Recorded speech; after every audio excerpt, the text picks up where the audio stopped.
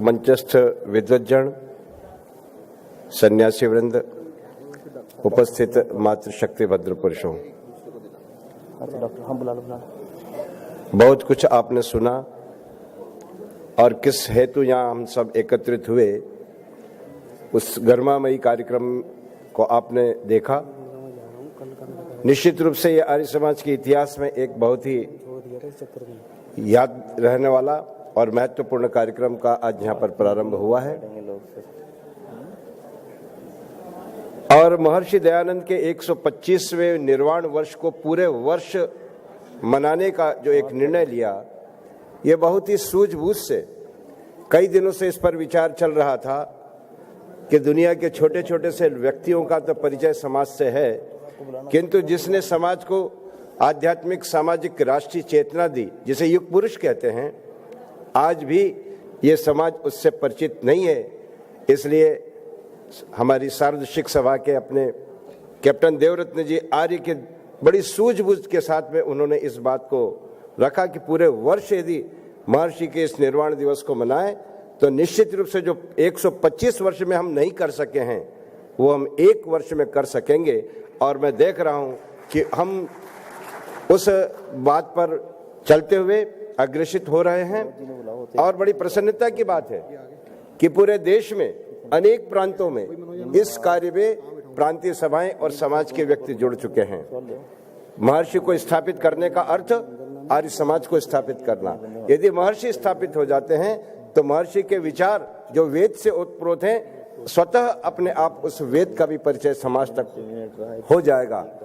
और अभी कुछ ही दिन पूर्व जब मॉरिशस में कार्यक्रम हुआ आर्य समाज के माध्यम से अंतर्राष्ट्रीय महासम्मेलन में, तो वहां पर भी वहां की सरकार ने यह घोषणा की कि महर्षि के नाम पर एक कीर्ति स्तंभ यहाँ बनाया जाएगा और प्रसन्नता होना चाहिए कि वो कार्य प्रारंभ भी हो चुका है।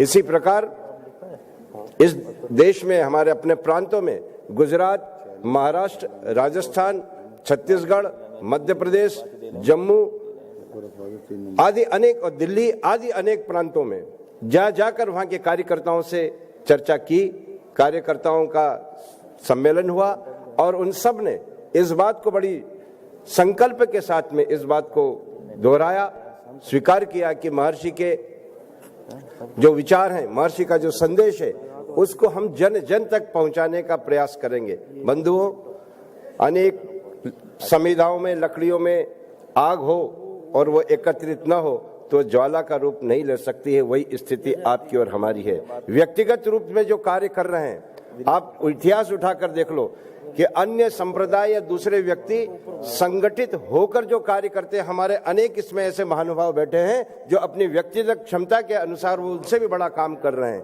किंतु वो सब एकत्रित यदि हो जाए तो निश्चित रूप से इतना बड़ा कार्य हो सकता है कि दुनिया में उसका कोई जवाब देने वाला नहीं हो सकता है। इसी बात को लेकर एक लक्ष्य बनाया। आर्य समाज के पास शक्ति तो है, लेकिन एक लक्ष्य नहीं।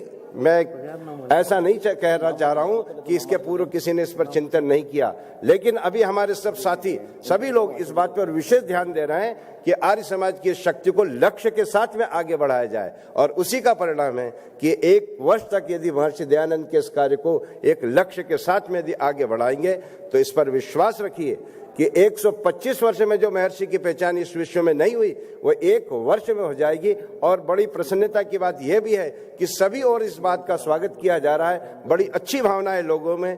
तो मैं आप लोगों से केवल इतना ही कहना चाहता हूं कि हम महर्षि के अनुयायी हैं। अन्य संप्रदाय के लोग जिस प्रकार से अपने संप्रदाय के प्रति समर्पित होते हैं, प्राण तक अपना देकर अपने संप्रदाय का काम करना चाहते हैं, उस महर्षि ने हमारे लिए कितना कुछ किया, उस बात को हम ध्यान दें। महर्षि का हम पर ऋण है, यही ऋषि ऋण उतारने का अवसर है, यही ऋषि तर्पण है कि उसकी बात को हम आगे बढ़ाएं।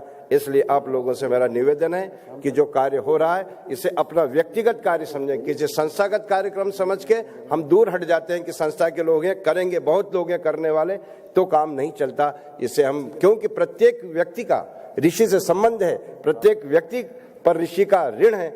इसलिए मैं निवेदन करना चाहता हूं कि हम सब मिलकर अपना कार्य समझकर इस महर्षि के 1 वर्ष के जो कार्यक्रम में है यथा योग्य हम सब इसमें सहयोग करें और जिस लक्ष्य को लेकर ये वर्ष मनाया जा रहा है वो पूर्ण हो। इन्हीं शब्दों के साथ में आप सबका मैं बहुत धन्यवाद करता हूं और शांति। ओम।